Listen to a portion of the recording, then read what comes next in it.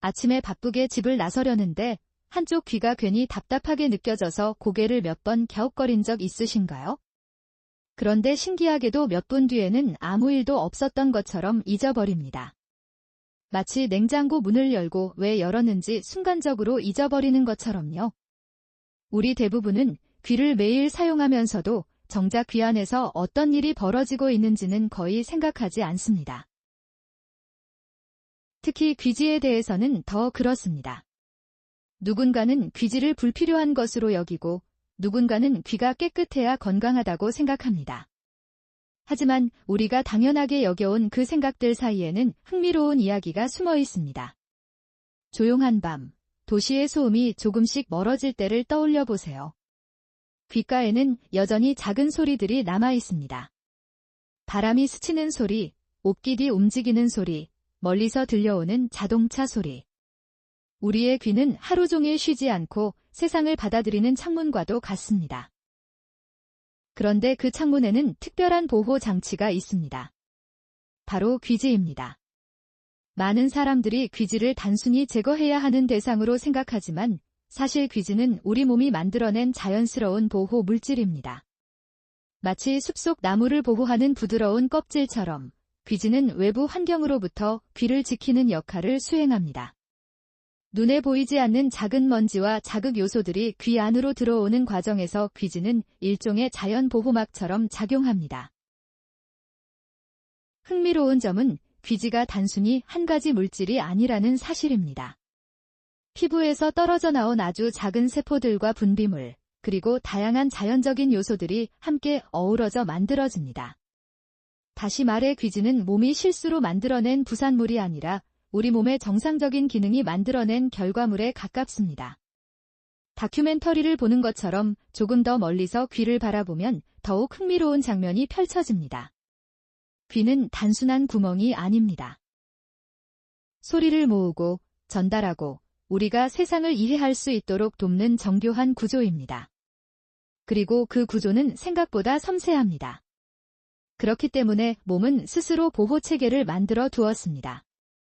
귀지는 바로 그 보호체계의 일부입니다. 자연 속에서 보호막은 흔히 볼 수 있습니다. 과일의 껍질, 나무의 숲이, 꽃봉오리를 감싸는 얇은 막 모두 외부 환경으로부터 내부를 보호하기 위해 존재합니다. 귀지도 비슷한 관점에서 이해할 수 있습니다. 귀 안쪽 환경을 유지하는 데 도움을 주는 자연 보호막인 셈입니다. 그런데 왜 우리는 귀지를 보면 없애고 싶어질까요? 아마도 눈에 보이는 것이기 때문일지도 모릅니다.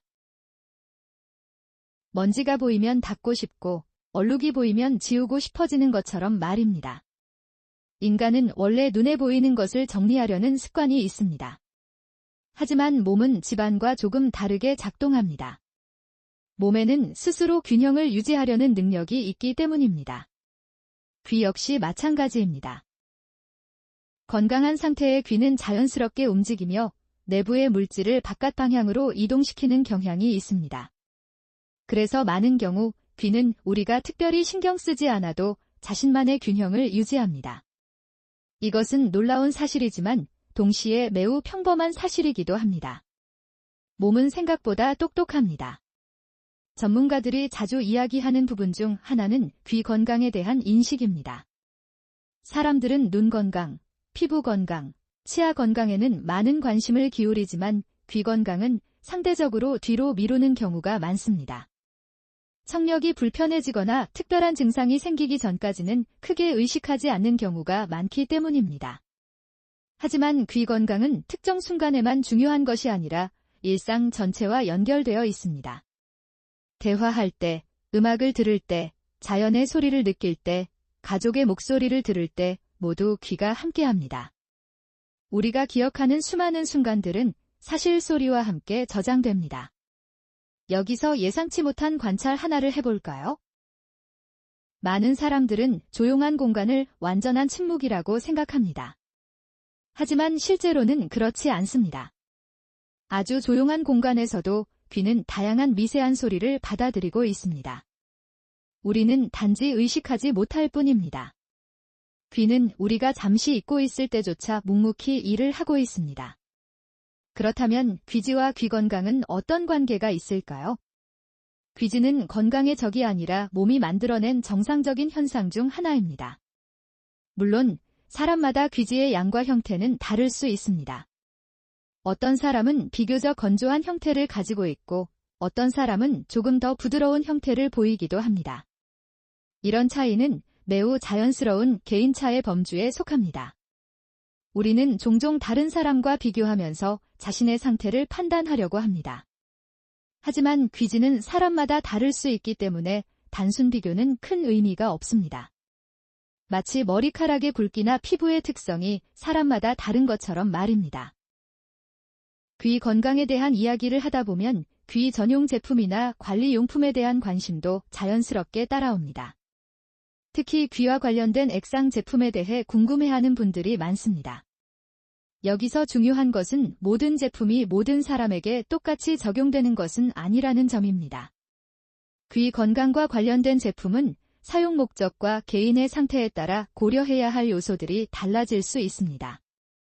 일반적인 건강 정보 차원에서 이야기하자면 귀에 사용하는 제품은 설명서와 권장사항을 충분히 확인하는 것이 중요합니다.